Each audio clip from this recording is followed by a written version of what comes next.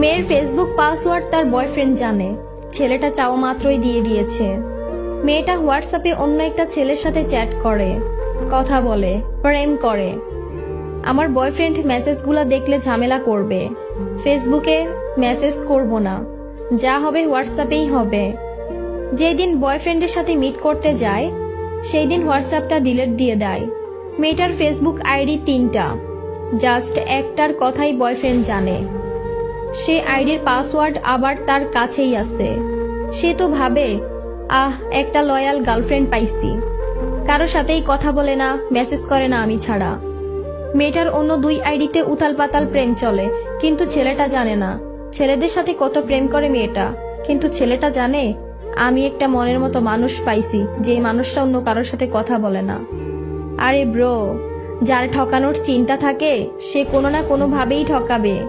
তাকে আটকাতে পারবা না তুমি কখনোই, কোনোভাবেই না। ফেসবুক পাসওয়ার্ড এটা ঠুমকো একটা জিনিস, এটা নিলেও যে, না নিলেও সেই মানুষটা তোমাকে চাইলে সেই মানুষটা তোমার হয়ে সারাটা জীবন থাকবে। আর সেই মানুষটা যদি তোমাকে না চায় তাহলে তোমার হয়ে সারাটা জীবন কখনোই থাকবে না। 2 দিনের জন্য আসছে, 3 দিনের জন্য মজা নিচ্ছে, 4 দিনের দিন তোমাকে ঠিকই ছেড়ে চলে যাবে। সো প্লিজ জীবনে সলিড একজন মানুষকেই বিশ্বাস করো। ভুল মানুষকে বিশ্বাস করে ঠকে এত কষ্ট পাওয়ার কোনো মানেই হয় না। যে তোমাকে ঠকাবে সে তোমাকে এমনিতেই ঠকাবে। ফেসবুক পাসওয়ার্ড, হোয়াটসঅ্যাপ, ইমো এই সব কিছু না ভালোবাসার মধ্যে মেটার করে না। ভালোবাসার মধ্যে একটা জিনিসই মেটার করে, সেটা হলো যে মন থেকে ভালোবাসা, মন থেকে ভালো লাগা। এইসব কিছু পাসওয়ার্ড নিয়ে কোনো লাভ নেই, কারণ সে রাখতে পারলে 1000 জায়গায় রাখতে পারে।